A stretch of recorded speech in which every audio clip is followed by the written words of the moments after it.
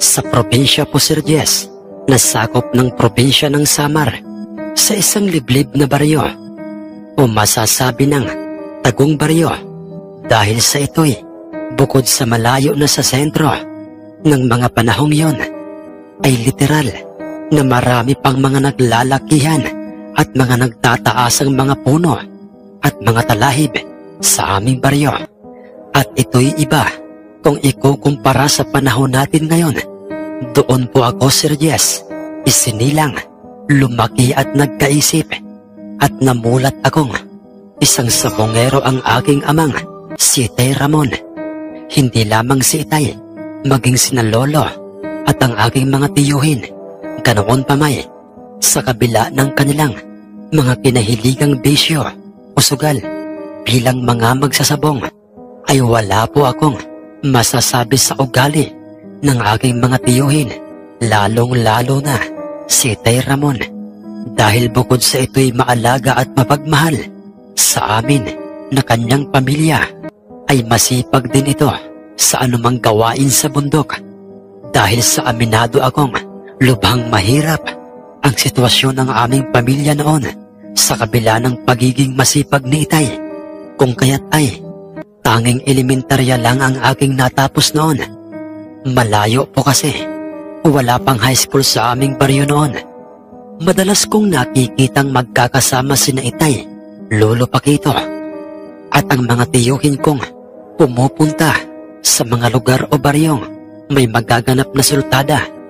Dala ang kani-kanilang mga pambatong mga panabong at ang mga perang pustang matagal na nga nilang inipon. Subalit sa 5 mga panabong na kanilang dinadalay, isa lang ang nagtatagumpay sa bakbakan, at pagminsay halos lahat ng kanilang mga panabong ay nabibihag lang ng kanilang mga nakakabangga sa bawat sabungan. Sa kabila nooy, masaya pa rin sila Itay, dahil para sa kanila ang sabong ay isang sugal, may talo at may panalo. Dahil sa mga pangkaraniwang nakikita ko noon kina Itay, kung kaya't minana ko sa aking ama ang kanyang kasipagan sa paghahanap buhay. Natuto ako sa mga gawain sa bundok upang kahit papaano'y makatulong sa aking mga magulang. Higit sa lahat, nang ako'y magbinatanay, ay natuto akong mag-alaga ng mga manok panabong sa pamamagitan ni Itay, sa kung papaanong ikondisyon ang isang panabong bago ito dalhin sa bawat sabungan, hanggang sa dumating na nga ang araw na maging ako mismo'y nakakasama na nila Itay sa bawat baryong may magaganap na sabong, at saksi ang aking mga mata sa kung papaanong pinapatay lang ng walang kahirap-hirap ng mga nakakatunggaling panabong ang aming mga alagang panabong. At hindi pa nakokontento ang mga may-ari ng mga panabong na pumapatay sa aming mga dalang panabong. Kitang-kita ko sa kung papaano nila pinagtatawanan sina Lolo Paquito, si Itay at ang mga tiyuhin ko, habang kanilang sinasabi kina Itay ang mga katagang, "Mga walang silbi at mga pangkawali lang ang inyong mga panabong Tatang Paquito. Ha ha ha ha. Sa susunod, magdala naman kayo ng matibay-tibay na panabong, di ba mga pare? Ha ha ha ha." Ang nooy sabi ni Mang Aurelio, isa itong sabongerong taga-kabilang bayan, at usap-usapang may itinatagong kargadang mutya, hindi lamang sa kanyang katawan, kundi nagdadala ng swerte sa anumang dalhin niyang panabong sa bawat sabungan. Nang sandaling yon, ay banaag ko na sa mga hitsura nila Itay o sa aking mismong pamilya ang matinding pinaghalong emosyong, kahihiyan, pagkadismaya at kalungkutan sa sinapit ng aming mga 3 mga dalang panabong, sapagkat lahat ng mga yon ay pinatay lang ng mga panabong nila Mang Aurelio. Hindi na sumagot pa sina Itay sa mga sinabing yon sa kanila ni Mang Aurelio. Sa halip ay tumalikod na kami at naglakad palayo ng sabungan. At habang kami nila Itay ay magkakasunod-sunod na naglalakad pabalik sa aming baryo, ay pilit na namumuo sa aking isip ang matinding inis. Sa nooy, kilabot na isang sabongerong may mutyang. Walang sino man ang nakakaalam kung ano nga ba ang kanyang mutyang tangan na si Mang Aurelio. Ang kanyang mga sinabing hindi magaganda, kinaitay, ay tumatak sa aking isip. At dahil sa aking awa kinaitay, sapagkat sa kabila ng mga nakakainsultong mga sinabing yon ni Mang Aurelio, kinaitay ay nagagawa pa rin ikalma at pigilan nila itay ang kani-kanilang mga emosyon dahil sa sabong lang at hindi makipagtalo ang aming sadya sa nasabing sabungan. Humanda ka, Mang Aurelio. Pipilitin kong tumbasan alinman sa inyong mga panapong at sinisiguro kong mapapahiya kayo sa lahat ng mga tao at kakainin nyo lahat ng mga sinabi nyo, kinaitay. Ang mga katagang sabi ko noon sa aking sarili kung saan ay labis ko yung ipinagtataka sa kung papaanong bigla-bigla na lamang yon pumasok sa aking isip. Marahil ay dahil sa aking matinding awa noon, kinaitay. Paano ko magagawa yon? Paano ko masusumpa ang mutyang tangan para sa sabong ni Mang Aurelio kung yun ay ni isang mga sabongero'y hindi nila alam sa kung anong mutyang meron itong si Mang Aurelio? Ang tanong ko pa noon sa aking sarili nang biglang, itay, ano po kayang mutyang meron itong si Aurelio? Bakit po kaya labis-labis niya itong inililihim sa lahat? Ang noy, tanong ni itay sa nasa kanyang likurang naglalakad na si Lolo Paquito. Bagay na nagbigay sa akin ng interes. Napakinggan kung ano ang isasagot sa kanya ni Lolo. Iho, Ramon, ang totoo niya hindi ko rin alam. Pero isa lang ang natitiyak ko, anak. Malakas na mutya ang nasa kanyang pag-iingat. At kung yun ay bakit niya inililihim sa lahat upang mas lalo pa itong magkabisa. Dahil ang mutya, Ramon, mga anak, ay hindi ikinikwento, hindi ibinibida. Higit sa lahat ay hindi dapat na ipinagmamayabang dahil sa ito'y mawawala ng bisa. Ang dinig naming sabi ni Lolo kay Itay pagkuway.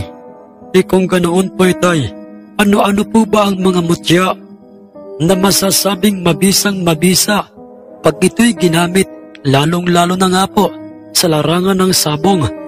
Ang mapang-usisang tanong naman kay Lolo ni Tio Armando na nooy naglalakad sa likuran ni Tio Brando. Mga tiyuhin kong mababait at nagmana silang lahat kay Lolo Paquito. Maraming klase ang mga mutya, mga anak. May mutyang galing o nakukuha sa mga hayop, sa karagatan, sa kalikasan, o kahit saan pa man. At ang lahat ng mga yan ay may kanya-kanyang bisa, konforme sa kanyang pinagmulan. At maraming klase ang mga mutyang malalakas. Pag ginamit sa sabong, isa na nga doon ay ang mutyang galing sa gabi. Ang muling sagot ni Lolo sa tanong sa kanya ni Tio Armando, bagay na siyang naging dahilan upang ako'y, Lolo, Itay, mga tiyo, mawalang galang na po. May nais lamang po sana akong itanong sa iyo, Lolo. Ang sabi ko sa kanilang lahat. Sumagot naman si Lolo at sinabi nitong, Apo, Daniel, ano bang importanteng tanong ang sinasabi mo, Apo? Sabihin mo't sa abot ng aking nalalaman ay nakahanda akong sagutin ka, Apo. Salamat po, Lolo.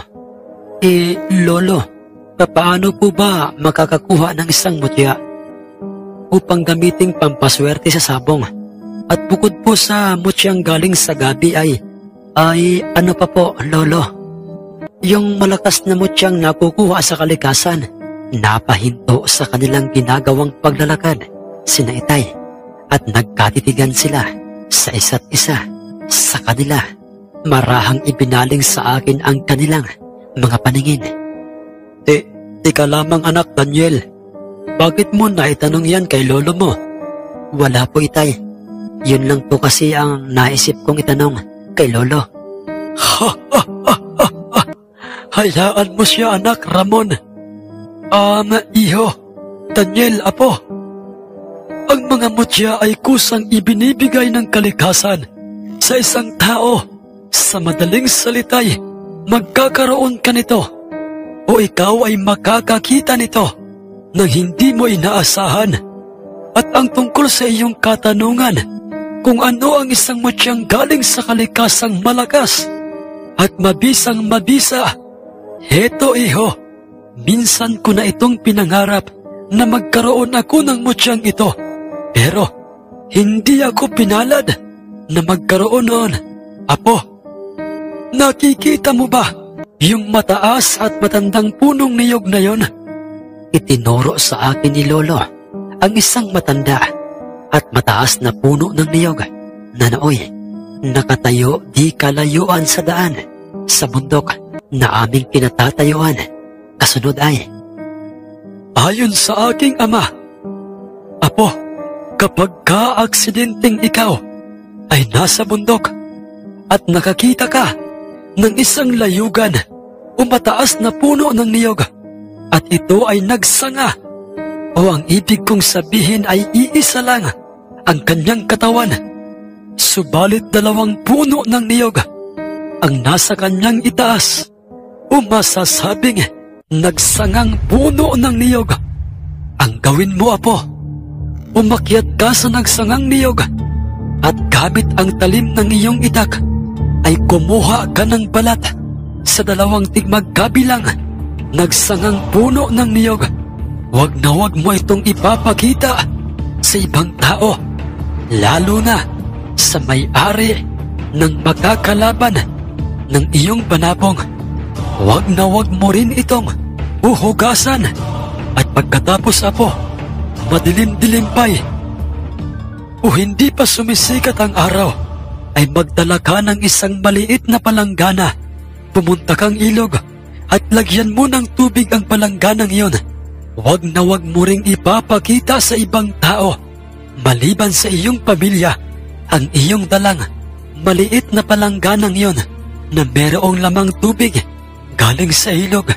Higit sa lahat, apo, ay tiyakin mo munang walang ni isa mang taong nakasubaybay o sumusunod sa iyo pag ikaw ay pupuntang ilog at babalik sa iyong tahanan, at sa palangganang iyon ay doon mo ibababad ang mga nasabing balat ng nagsangang layugang niyog.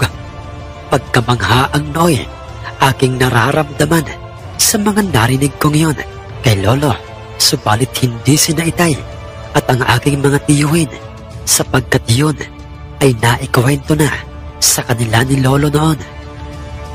Pero lolo, papaano po yun magkakabisa sa isang manok panabong? Pagtanong ko pa noon kay lolo. Hindi pa ako tapos magkwento, apo. Isang linggo bago ka pumuntang sa bungan ay kinakailangan mong pumili ng isa sa mga mandirigmang panabong mo na siyang ihahanap mo ng makakapareha o makakabangga. At pagka ikaw ay nakapili ng isa sa iyong mga panabong, ay kinakailangan mo ilagay sa iyong bubungan ng mga 2:00 hanggang 5:00 ng madaling araw ang nasabing mutyang yon na nakababad sa tubig na nasa maliit na palanggana, at doon mo paliliguan at paiinumin ang iyong panabong bago sumapit ang kinaumagahan upang siya ay dalhin mong sa bungan. Mabisang mabisa yon, apo, at lahat ng mga panabong na makabangga ng iyong dalang panabong ay 2 palo lang, ay paniguradong bihag na, at 2 sagupaan lang.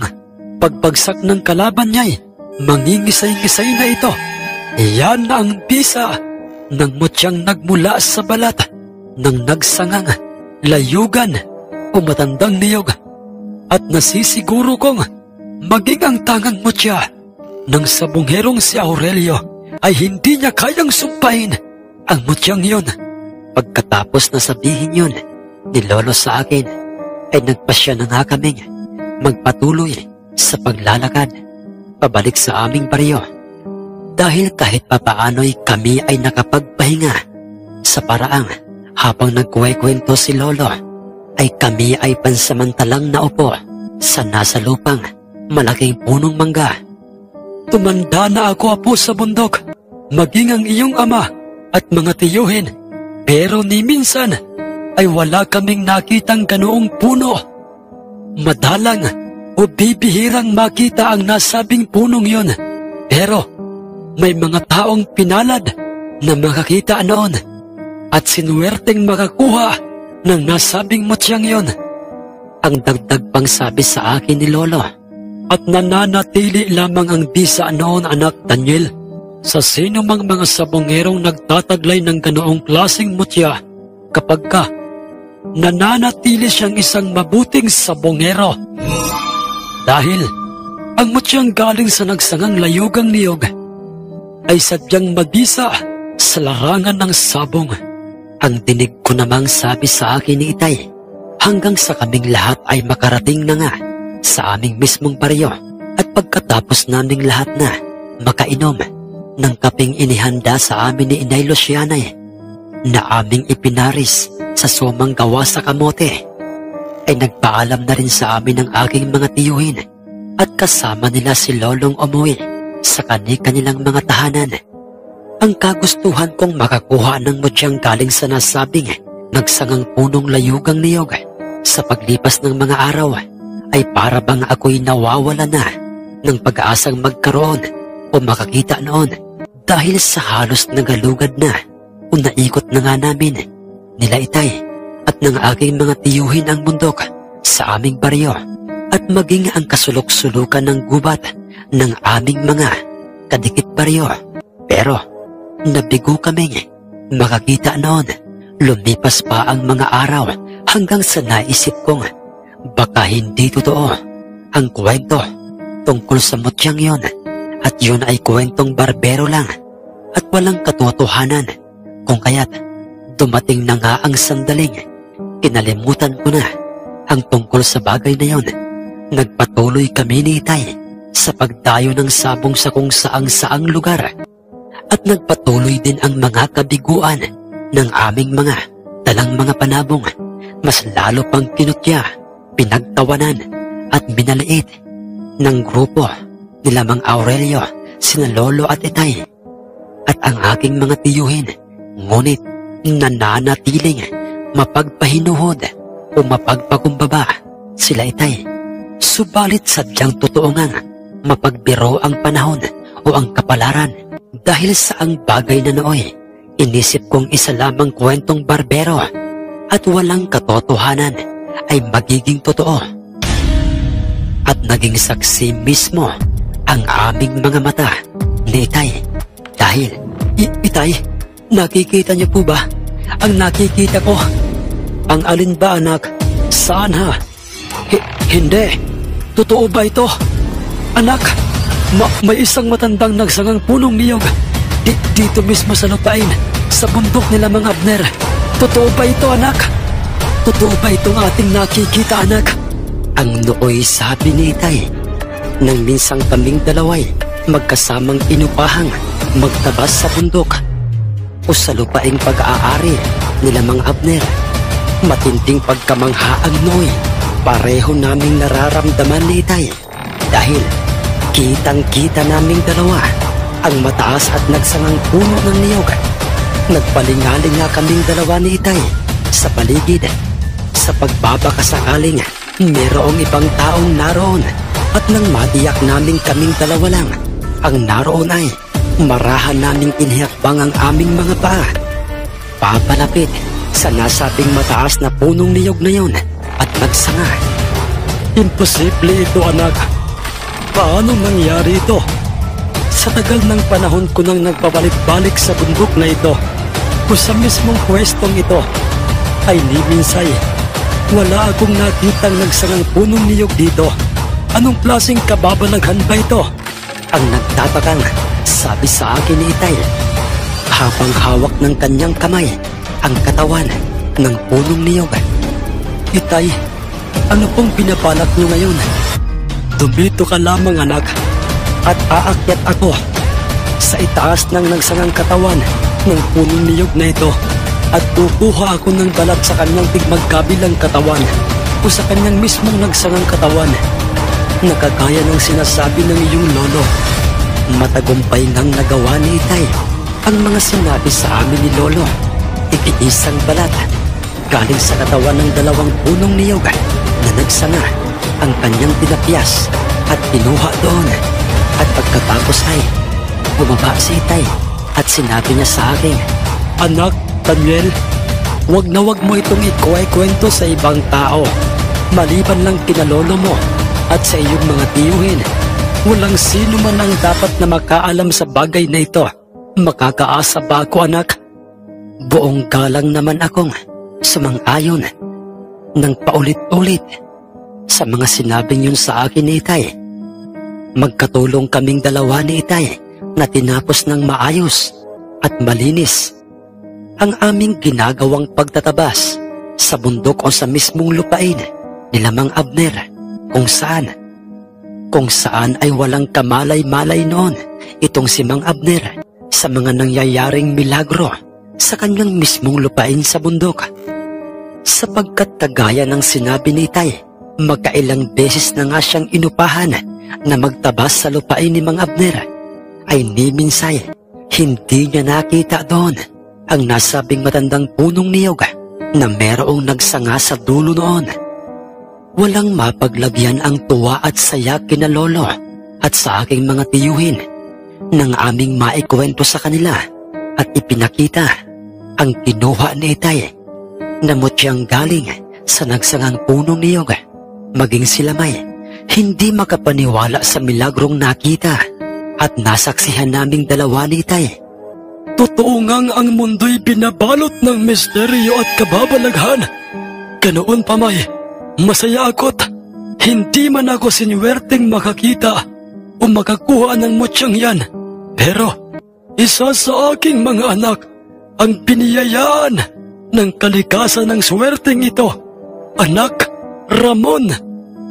At sa inyo mga anak, makinig kayo. Ngayong nasa atin na ang mutyang ito, ay isa lang ang hinihiling ko sa inyo at dapat ay sundin nating lahat. Ang mahabang pagkakasabi ni Lolo Paquito nang minsan kaming lahat ay nasa loob ng aming kusina at ganap ng mag-aalas 4 ng hapon ng mga oras na yon. Ano po ang ibig niyong sabihin, Itay? Ang halos magkakasabay-sabay na tanong nila Itay at ng aking mga tiyuhin kay Lolo. Mga anak, manalo man ng makailang beses alinman sa ating mga dadalhin mga panabong saan mang sabungay. Pakiusap ko lang sa inyo, wag na wag tayong pupusta ng sagad. Wag tayong mapipikon. Ano man ang sabihin sa atin ng ating mga kapwa sa bungero. Sa halip ay ating panatilihin at sikaping maging isang mabuting sabungero. Higit sa lahat ay huwag nating abusuhin ang bisa ng mutyang ito. Huwag na huwag nating ipagmamayabang. Makakaasa ba ako sa inyo mga anak? At dahil Sir Jess sa maganda naman ang lahat ng mga sinabing yun ni Lolo, kina Itay, kung kaya't sumang-ayon kaagad sila sa nais na mangyari ni Lolo.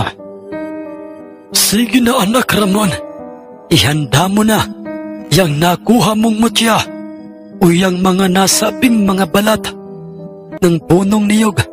Ngayong darating na linggo ay may maghaganap na sabong dito mismo sa ating baryo. At sa araw na yun ay ating masusubukan sa ating mga panabong ang bisa ng mutyang galing sa nagsangang punong niyog.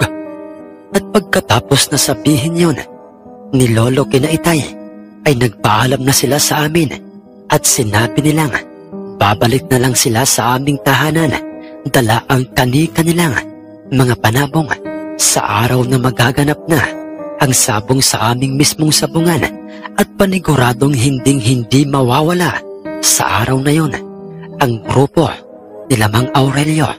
Samantalang sinunod lahat ni Itay ang mga sinabi sa kanya o mga ikinuwento sa kanya ni Lolo patungkol sa aming Noy pag-aaring mutya.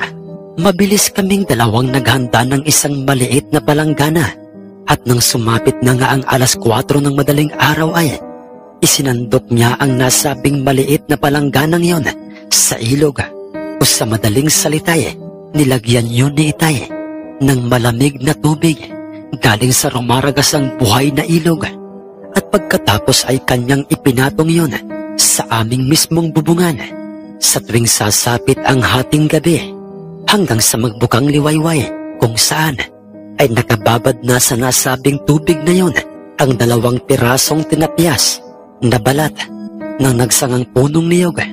Ginawa namin yun upang mahamugan ang tubig at ang nasabing mutya dahil sa doon namin paiinumin at paliliguan alinman sa aming mga panabong na dadalhin saan mang sabungan. At ang nasabing paraang yun ay upang magkabisa sa aming mga mandirigmang panabong ang nasabing pampaswerte o mutya. At sa maniwala man po kayo o hindi mga mahal naming kamundo, magmula nang mapa sa amin ang pangangalaga sa pinaniniwalaang mutyang yun ay napansin namin nila Inay at Itay ang maaliwalas na pakiramdam sa aming mga sarili. O yun bang kahit wala kaming pera, ngunit ang pakiramdam namin noon ay hindi kami magugutom. Punong-puno ng pag-aasa ang aming mga isip na anumang hamon o kahirapan sa buhay ay malalagpasan ng aming pamilya. At hindi lamang sa aming mismong pamilya, kundi maging sa pamilya ng aking mga tiyuhin ay kanilang naramdaman ang nasabing positibong enerhiyang yon. At ng mga panahong yon ay nananatili ang pagiging hambog at bantog ni Mang Aurelio at ng kanyang mga kasama sa larangan ng sabong at lahat na makaing kwentro ng kanyang mga dalang panabong sa gitnang bahagi ng sabungay nagiging pulutan at ulam ng kanyang pamilya at ng kanyang mga kaibigan. Mas lalo pa itong naging hambog hanggang sa sumapit na nga ang araw na merong magaganap na sabong sa aming mismong baryo. Araw yun ng linggo at sa ganap ng alas 2 ng hapon gaganapin ang sabong. Alas 8 pa lang ng umagay, nakita ko nang papalapit na sa aming nakabukas na pintuang bakod at yari sa kawayan sina Lolo at ang aking mga tiyuhin. May dalang isang alimbuyugin, si Lolo Paquito, samantalang kay Tiyo Brando na may isang dalosaping puti ang kanyang mga paa. Ang aking nakitang hawak ni Tiyo Brando, 2 mga panabong na masasabi talagang mga mandirigma, mga hindi basta-bastang mga panabong dahil makikitang kondisyon na kondisyon ang mga ito at agresibong agresibo. Samantalang kay Itay ay isang malagintong panabong o isang pambihirang gold na kanya pang pinundisyong maigi. Ang nakita kong himas-himas ni Itay sa mismong harapan nila Lolo at ng aking mga tiyuhin. Tamang lahat ng mga yan, mga anak. Bagamat meron na tayong mutya o pampaswerte sa ating mga panabong, ay kinakailangan pa rin nating alagaang mabuti at ikondisyon ang ating mga panabong upang mas lalo pa tayong makasiguradong mananalo sila sa magaganap na salpukan. Ang sabi ni Lolo. At pagkatapos noy, nakita kong inisa-isa nilang pinaliguan ang 3 mga panabong matapos ng mga itong uminom ng tubig na nasa palangganang maliit at merong nakababad doon na mutyang galing sa nagsangang punong niyog. At pagkatapos noy, kanilang pansamantalang itinali sa gilid ng bakuran ang mga nasabing mandirigmang panabong upang magbilad sa araw ang mga ito at matuyo ang kani-kanilang mga nabasang mga balahibo. At habang hindi pa sumasapit ang takdang oras na merong magaganap na sabong sa aming baryoy, ay nanatili muna sina Lolo at ang aking mga tiyuhin sa aming tahanan. Pagpatak ng mga 1:30 ng hapon ay naghanda na nga sila Itay ng kani-kanilang mga sarili at kasama ako papunta sa nasabing sabungan o sa aming mismong sabungan. Lahat sila'y meron ng mga nakalaang mga perang pampusta sa sabong. Yun na kasi ang kanilang nakaugalian dahil sa siyempre mas mahalaga ang pangangailangan ng kani-kanilang mga pamilya. Inihanda na nga nila ang mga bayong upang do'y isilid ang mga panlabang mga panabong sa araw na yon nang biglang Wow na wow na wow! Ha ha ha ha ha ha! sabay-sabay naming lahat na ipinihit sa labas ng aming bakuran ang aming mga paningin dahil doon nagmumula ang may-ari ng magaspang na boses na yon at dooy aming nakita ang mga nakatayo at nakahintong grupo na pinamumunuan ng hambog na si Mang Aurelio. Mga nakangisi ang mga ito na para bang kontrabida sa isang malaaksyong pelikula at merong tig-iisang mga panabong na hawak ang kanyang 3 mga alagad, 2 ugis na panabong at 1 malaginto o gold na katulad ng panabong ni Itay. Ha ha ha ha ha! Huwag nyo nang ituloy pa ang inyong binabalak na pumuntang sa sabungan upang ibangga o ihanap ng makakalaban niyang inyong mga mahihina at mga walang kwentang mga alagang mga panabong tandang pakito. At kayo, Ramon, dahil nagsasayang lang kayo ng oras at mapapagod lang kayo, di ba mga pare? Mas mabuti pang magkaingin na lang kayo at magtanim ng kung ano-ano pang maaaring pakinabangan sa bundok para may makain ang inyong mga pamilya. Ha ha ha ha ha ha! Ramdam ko ang pagkainis sa hitsura nila Itay at ng aking mga tiyuhin nang marinig nila ang mga pag-aalipustang iyon sa aming pamilya nitong si Mang Aurelio.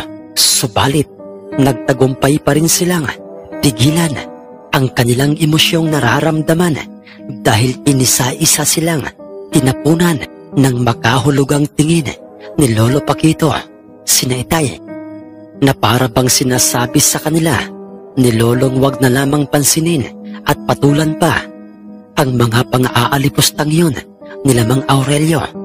Sa halip ay ipinagpatuloy na nga nila ang kanilang ginagawa. Inilagay na nga nila ang mga panabong sa kani-kanyang mga sariling pag-aaring bayong kung kaya't ay, sige, dahil makulit ang lahi nyo. Sige, tamang-tama.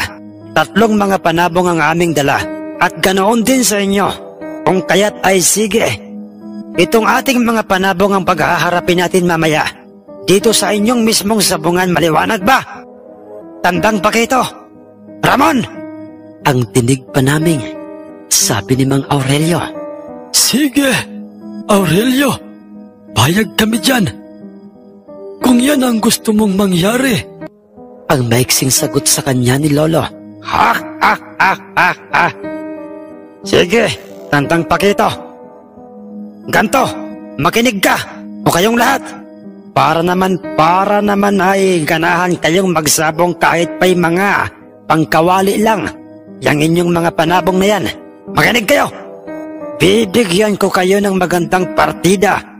Sa oras na matalo ng inyong 3 mga panabong na yan ang aming mga panabong na ito, ay ibibigay ko sa inyo ang 1 parte ng lupaing nabili ko dito sa inyong mismong baryo. At may kalawakan din yon. Yun ay kung matatalo ng inyong mga panabong na yan ang aming mga panabong. Ha ha ha ha ha!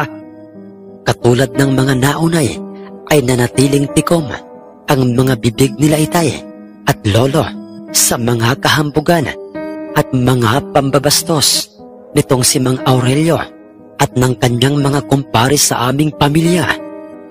At dahil sa pagiging tahimik nila Itay sa kanila ay iritado nitong sinabing totoo ang kanyang mga sinasabing ibibigay niya sa amin ang kanyang biniling lupain sa bundok na nasa aming mismong baryo at dating pag-aari ng aming kalugar na si Mang Frede.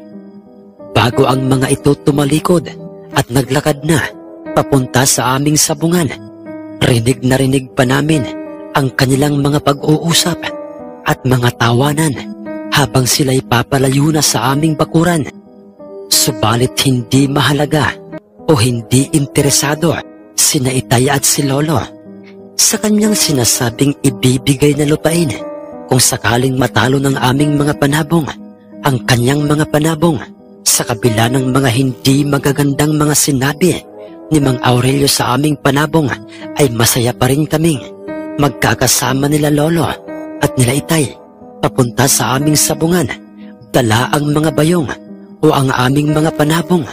At nakita ko pang kinakausap ni Lolo na parang isang tao at isang kaibigan ang aming tatlong mga panabong, at sinasabi niya sa kanilang, "Huwag kayong panghinaan ng loob at ipakita niyong hindi kayo mga basta-bastang panabong lang.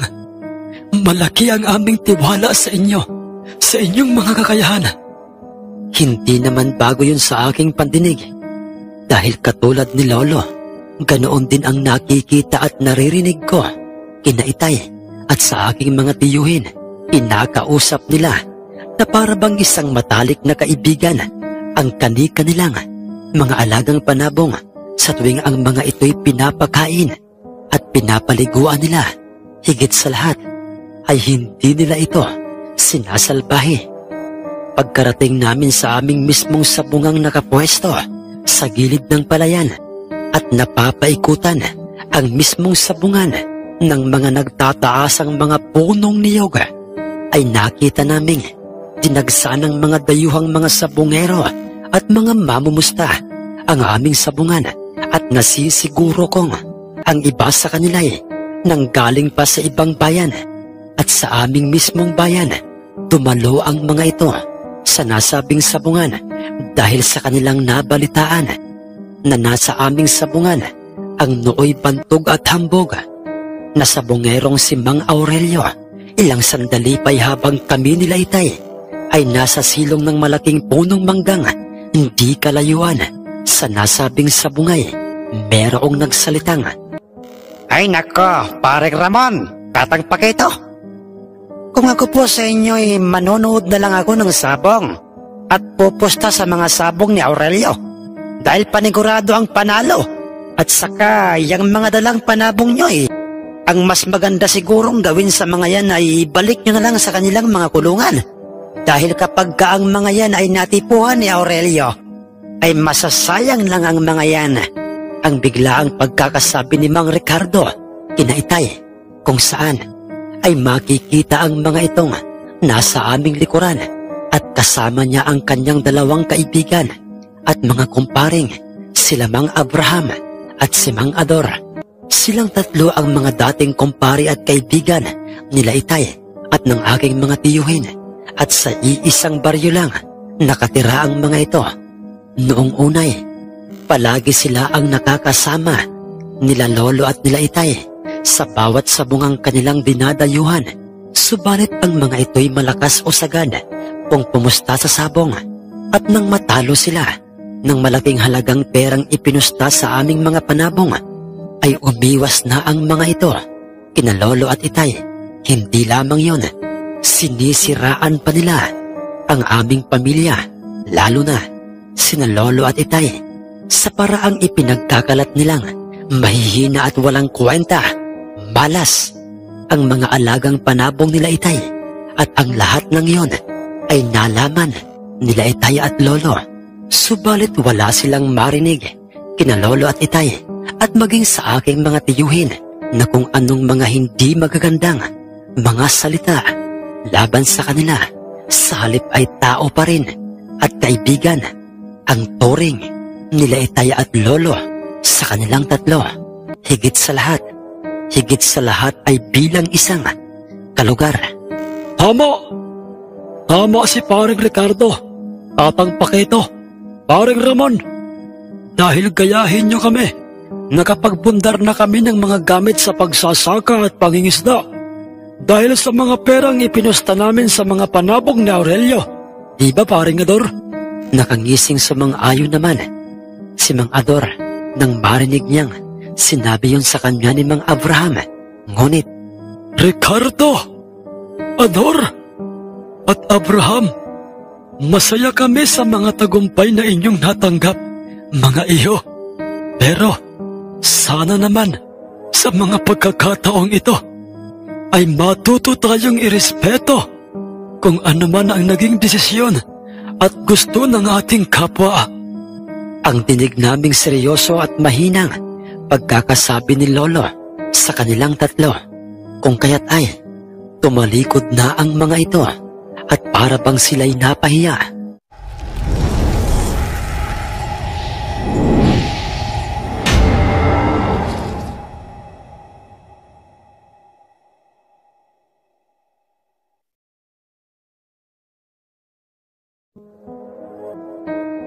Magandang araw po sa inyong lahat, mga mahal kong kamundo.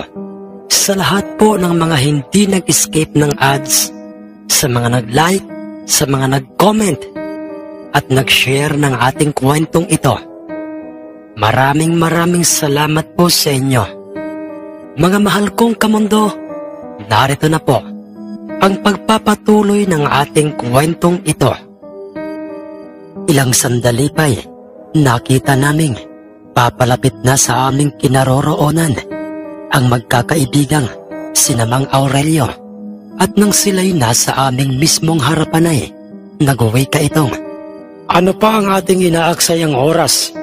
Kinausap ko na ang mga namamahala ng sabungang ito at sinabi ko na sa kanilang ang ating mga panabong na ang unang paghaharapin sa gitnang bahagi ng sabungan. Ikaw, Tandang Pakito, yang hawak mong alimbuyuging panabong na at itong aking gold ang ating unang patatarian.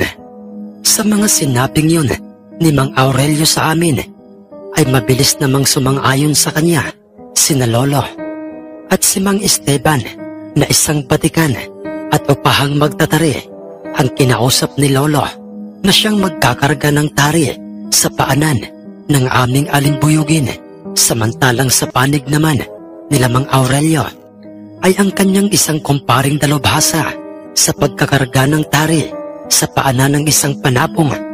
Ang nooy aming nakikita ng nagkakarga ng tari sa paanan ng kanyang gold na panabong, at habang sila'y abala at seryosong naglalagay ng mga tari ay naging abala rin ang Kristo at sentensyador ng sabungan sa mga perang pusta para sa dalawang panabong, at kakaunting halaga lang ng perang pusta ang ipinusta nila itay sa aming alimbuyuging panabong, kung kaya't ay mas lalo pa ngang minaliit nila Mang Aurelio ang aming pamilya. Ganoon pa may hindi sila pinapansin nila itay, at dahil sa isang kilala o tanyag na isang magsasabong at usap-usapang merong tangang mutya sa larangan ng sabong itong si Mang Aurelio, kung kaya't mangilan-ngilan lang ang pumusta sa aming alimbuyugin, at sila yung mga mamumustang kakilala nila Lolo at itay. Ganoon pa may ikinasapa rin ng Kristo at sentensyador ng sabungan ang magaganap na salpukan ng dalawang panabong. Pinagharap na nga sina Lolo Pakito at si Mang Aurelio sa gitnang bahagi ng sabungan, at kagaya ng inaasahan kay Mang Aurelio kung ano-ano pang mga panlalait at mga pang-iinsulto ang kanyang mga sinasabi kay Lolo at sa aming alimbuyuging panabong. Subalit, pinalagpas lahat ng iyon ni Lolo at hindi niya pinapansin ang mga sinasabi nitong si Mang Aurelio. Makinig kayong lahat! Kayong lahat na naririto ngayon sa sabungang ito. Dahil sa oras na matalo lahat ng aking mga panabong ng mga panabong nila Tandang Pakito, ay ibibigay ko sa kanila ang medyo malawak na lupain sa bundok, dito mismo sa baryong ito. Ang lupaing aking binili at dating pag-aari ni Frede, at kaya ko sinasabi sa inyong lahat ng ito dahil gusto ko kayong lahat ang maging saksing buhay. Kaya naman ay Tandang Pakito, sana na may galingan ng inyong panabong. Ha ha ha ha ha! Pagkatapos ng pasigaw na pagkakasabing yon ni Mang Aurelio sa lahat ng mga taong nasa paligid ng sabungay, pinagharap na nga nila ang dalawang panabong matapos ng mga itong gumanti ng pagtuka sa bawat isa at maalisan ng mga kaluban ang mga kargadang tari ng mga ito. At sa hudyat ng sentensyador sa kanilang dalaway, magkasabay na nga nila itong binitawan sa mismong sahig ng sabungan. Tumalon kaagad at lumipad papalapit sa nooy nakaabang na at nakapusturang alimbuyugin ni Lolo Paquito ang agresibong gold na panabong ni Mang Aurelio, at pinalo niya ng pinalo ang aming alimbuyuging panabong. Subalit nang magkaroon ng pagkakataon ang nasabing alimbuyugin, ay mabilis niya itong pinigwasan ng isang solidong pagpalo. Bigla na lamang tumalsik papalayo sa aming alimbuyuging panabong ang nasabing gold na panabong ni Mang Aurelio. At hindi lamang yon, lumagapak pa ito sa harang ng sabungan na gawa o yari sa mga pinagdikit-dikit na kawayan. Ang nasabing gold na panabong ni Mang Aurelio, dahilan upang maghiyawan ang lahat ng mga mamamustang noy nasa paligid ng sabungan. Paglapat ng kanyang mga paa sa lupang sahig ng sabungay, ay otomatiko itong tumalong muli at lumipad sa nooy nakaabang lang at nakapusturang alimbuyugin, nang bigla na lamang sinalubong sa ere ng alimbuyugin ang gold. Isang pagpalo lang ang ginawa ng aming alimbuyugin sa katawan ng gold, at iniwan niya ito sa ere. Bumagsak ang alimbuyugin sa gilid ng ruweda, at ito'y brusko kung titingnan na parang kabibitaw pa lang sa kanya. Samantalang ang nasabing gold na panabong ay, nang ito ay bumagsak sa sahig ng sabungay, napalublob na ito at hirap na itong tumayo. Hinihingal na at mahahalatang matindi ang kanyang tinamong pinsala sa kanyang katawan. Hindi maaari ito. Paano? Oh, hindi. Isa lamang itong panaginip. Dahil paano natalo ang aking gold na panabong ng isang mahinang klaseng panabong? Ang iritado at nagtatakang pagkakasambit ni Mang Aurelio, kung saan ay nasa kanyang mga kamay na ang malapit ng malagutang hiningang gold na panabong. Ilang sandali pa'y idiniklara na nga kaagad ng sentensyador ng sabungang panalo ang aming alimbuyuging panabong o ang panabong ni Lolo Paquito. Dahil nagtamo ng 2 tusok ng tari sa parting leeg at sa parting suso ang gold ni Mang Aurelio, na siyang naging dahilan ng pagkamatay ng kanyang panabong. Subalit ni isang tapyas ng mga balahibo sa aming alimbuyugin at kudlit ng tari sa kanyang kataway, ay walang makita ang sentensyador ng sabungan. Hindi makapaniwala ang lahat sa kung papaanong nangyari yon sa isang panabong ng nooy bantog na si Mang Aurelio. Samantalang banaag naman ng matinding pagkadismaya ang panig ni Mang Aurelio. Subalit, Natsambahan lang ng inyong alimbuyugin, Tandang Paquito, ang aking gold na panabong. Pero sa aking 2 ugis ay panigurado na ang pagkatalo ng inyong mga panabong. Paring Carlito, tarian mo na ang isa pa sa ating ugis na panabong, at yan din ang gagawin nyo, Ramon. Patarian nyo ang dalusaping puti ang kanyang mga paa, at sila ang ating sunod na paghaharapin. ang malaharing utos at pagkakasabi ni Mang Aurelio kay Lolo at kay Itay Ramon, at yun na nga ang kanilang ginawa. Pareho na ngang makikitang kinakargahan na ni Mang Esteban ang paanan ng dalusaping pag-aari ni Tio Brando, at ganoon din ang kasalukuyang makikitang ginagawa ng kaibigang magtatari nitong si Mang Aurelio.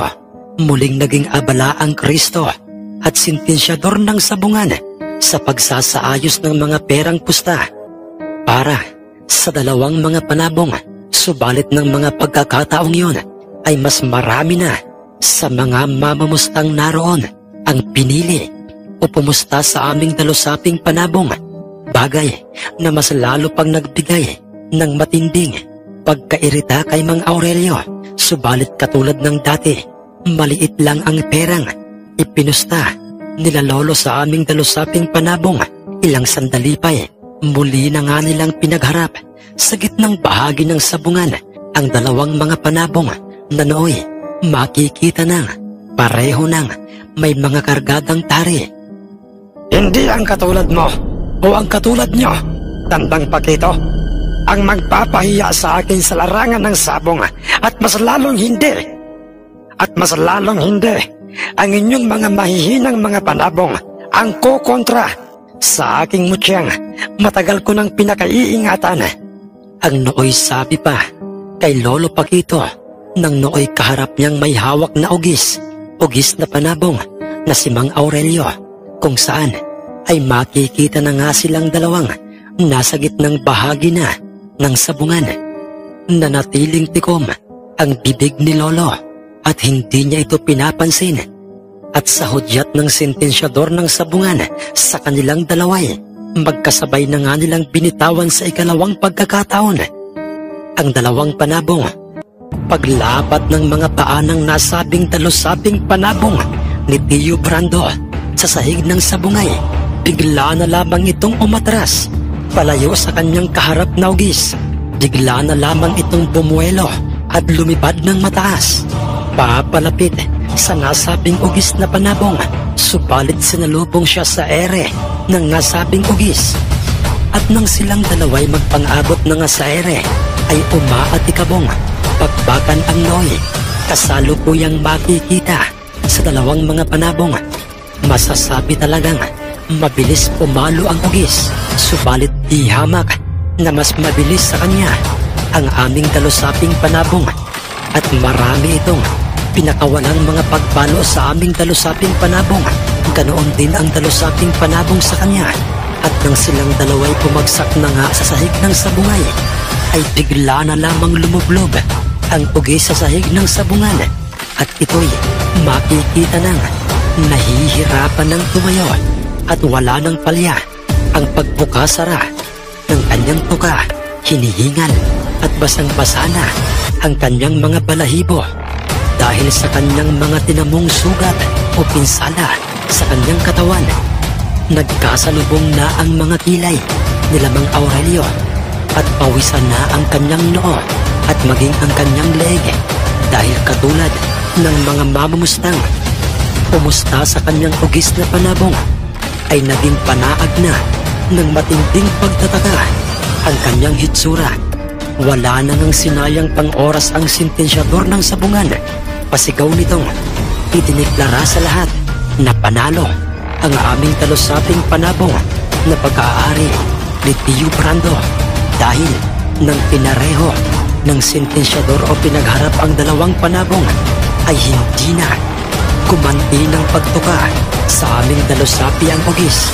Sa halip ay tuluyan na nga itong lumoy-loy ang kanyang ulo at nalagutan ng buhay. Dalawang malalalim na mga tusok ng tari sa kanyang tigmagkabilang suso ang kanyang tinamo. Galing sa kargadang tari ng aming dalusaping panabong ang siyang naging dahilan ng kanyang agarang pagkamatay. Animal! Papaanong nangyari ito? Ha? Tandang Pakito?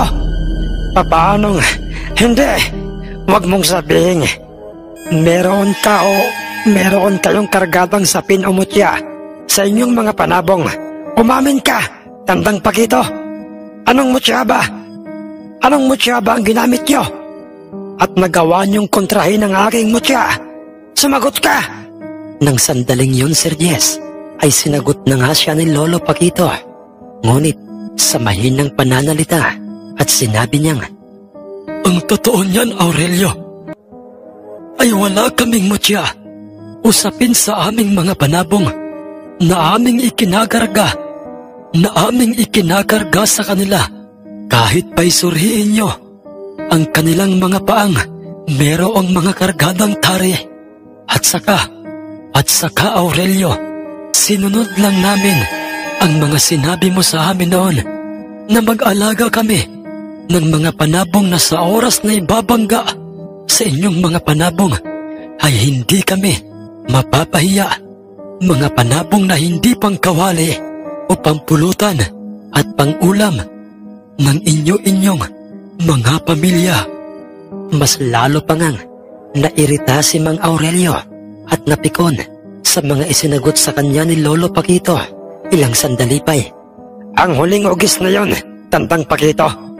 Yun na ang huling panabong na magpapabagsak sa inyong mga panabong. At yan ay sinisiguro ko sa inyo. Pare, tarian mo na ngayon din ang ating kahuli-hulihang panabong na isang ugis. Nang magkaalaman na kung kaninong panabong pa talaga ang magtatagumpay ngayong araw na ito. ang sinabing yun ni Mang Aurelio ay mabilis namang sinunod ng kanyang kumparing isang magtatari at ganoon din ang ginawa ni Mang Esteban. At nang matapos na nga nilang makargahan ng tari ang dalawang mga panabong, ay muli silang pinagharap ng sentensyador sa gitnang bahagi ng sabungan. Ang malagintong panabong ni Itay o isang gold at ang kahuli-hulihan at nag-iisang ugis nila Mang Aurelio ang nooy makikita ng hawak ni Lolo at Mang Aurelio. Tumuka ng sunod-sunod at agresibong-agresibo sa ulo ng aming gold ang nasabing ugis, at ganoon din ang ginawa ng aming gold na panabong. At pagkatapos ay magkasabay na nga nila itong binitawan sa mismong sahig ng sabungan, at halos magkasabay silang dalawang lumipad sa ere at sinalubong nila ang bawat isa. Nakabibinging sigawan na ang nooy kasalukuyang maririnig na inililikha ng mga mamumustang nasa paligid ng sabungan. Sumabog kaagad at nangalat pa sa loob ng sabungan ang mga balahibo ng nasabing ugis na panabong.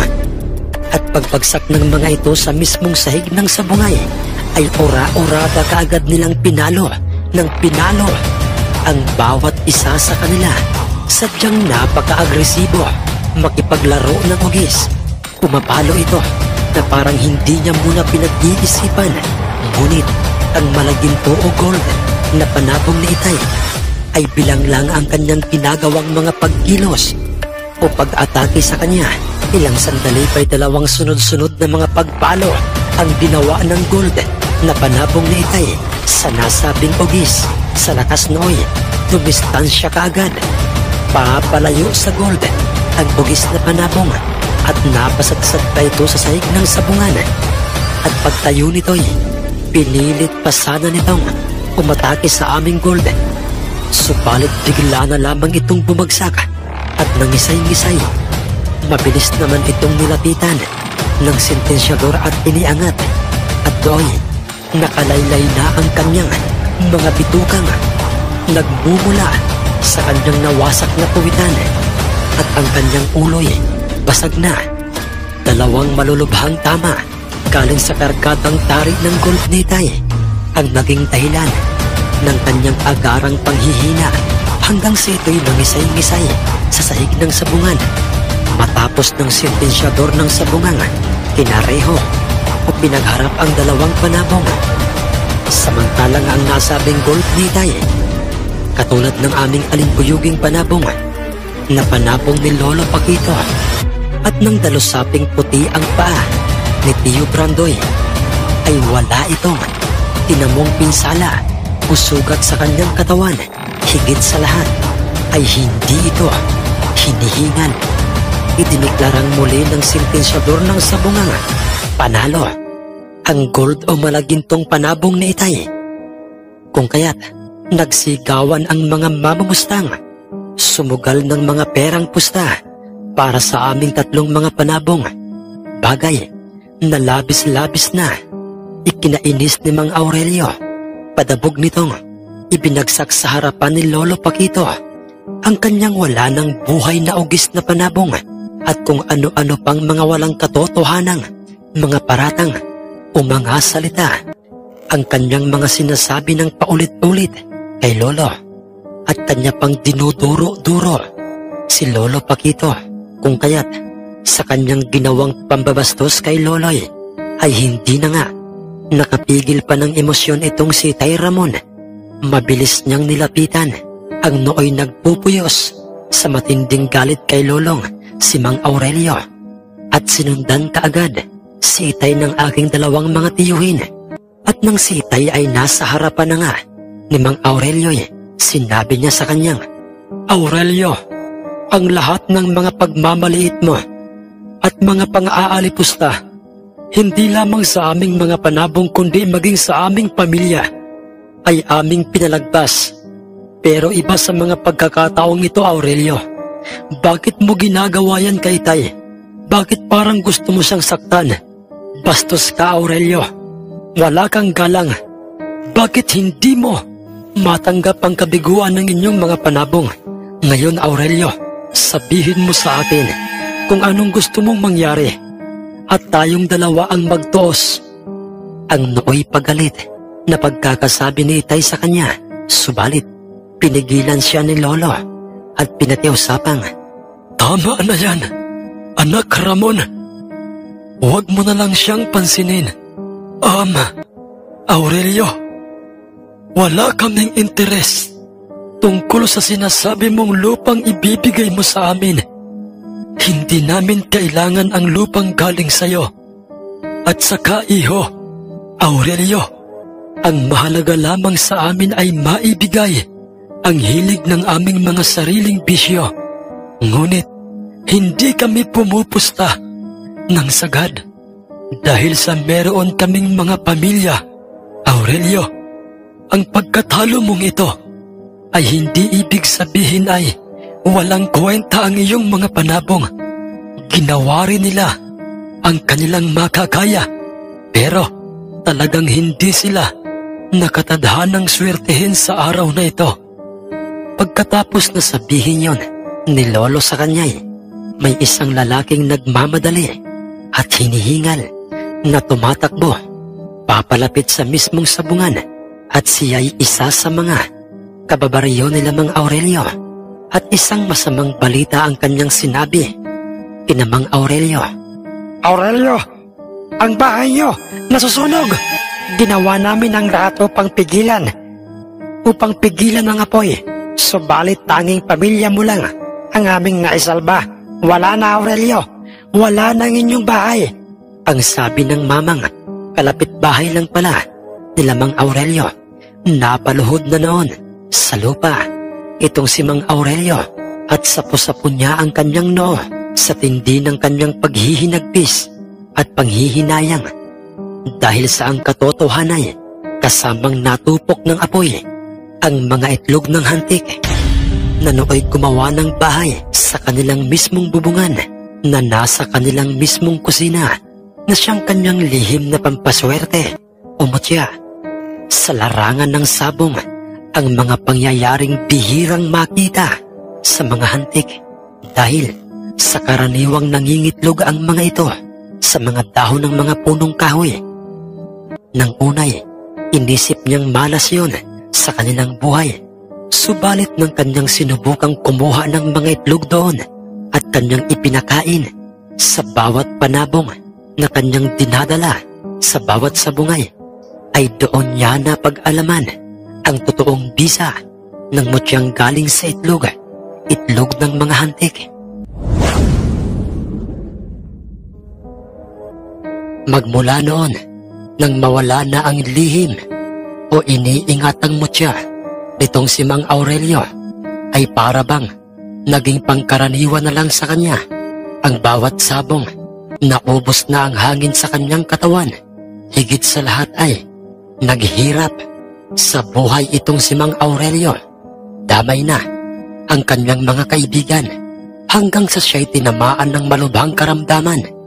Sa kanyang katawan, wala na siyang pag-aaring mga lupain o kahit mga ari-arian dahil lahat ng yon ay kanyang ibinenta dahil sa kanyang ugaling sagad kung pumusta, walang kontrol.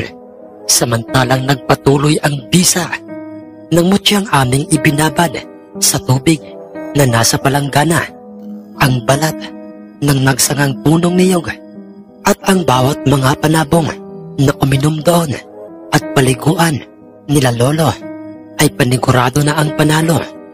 Ganoon pa may sa kabila ng lahat ng mga yon ay nanatili silang mga mabubuting sabongero saan man sabungan sila pumunta, at kahit sino man ang kanilang nakakasalamuha, hindi man kami yumaman o guminhawa dahil sa merong limitasyon ang mga perang ipinupusta nila Itay. Ngunit masaya silang walang naaagrabyado o nakakasama ang loob na kapwa sa bungero. Sina Lolo rin at sila Itay ang tumulong at gumastos sa pagpapagamot sa nooy nakaratay ng may sakit na si Mang Aurelio, at maging sa kanyang pamilya. Ilang taon pa ang lumipas sa aming buhay sa kabila ng mga sunod-sunod na mga swerteng dumating sa aming buhay, hindi lamang sa larangan ng sabong, kundi maging sa iba pang mga bagay ay nananatiling merong mabubuting loob ang aming pamilya. Sa halip ay mas lalo pang sinikap nila Itay at Lolo na makatulong sa kapwa, sa sino mang mga taong lumalapit sa amin nang walang hinihinging kapalit. Dahil sa ayon kay Loloy, ang pagtulong sa kapwa nang walang hinihinging kapalit at ang pagiging isang mabuting tao ay tanda na isa kang totoong anak ng Diyos, at ang mutyang ibinigay sa atin mga anak, mga apo ng ating inang kalikasan, ay ibinigay niya sa atin ng walang kapalit. Kaya naman ay marapat lang na huwag nating ipagdamot sa ating kapwa ang swerteng hatid nito. Nanatili sa aming pag-iingat ang mutyang nagmula sa nagsangang punong niyog, at nananatili itong lihim sa sino man hanggang sa dumating na nga ang pagkakataong ito'y ipinamana sa amin na mga apo ni Lolo Paquito. Noong sila'y pumanaw na, ginamit namin ito bilang pampaswerte, hindi lamang sa larangan ng sabong, kundi maging sa aming mga itinayong mga negosyo. At ramdam na ramdam namin at saksi kaming lahat sa kung kaano nga ba ito kaepektibo. Maraming salamat po mga kamundo sa inyo pong ginawang pagkikinig, pag-like, share at comment sa aming kwentong ito. Lalong-lalo na sa inyo po, Sir Jess. Sana'y mas lalo pang tumagal at dumami ang mag-subscribe sa inyo pong channel. Magandang araw po sa inyong lahat.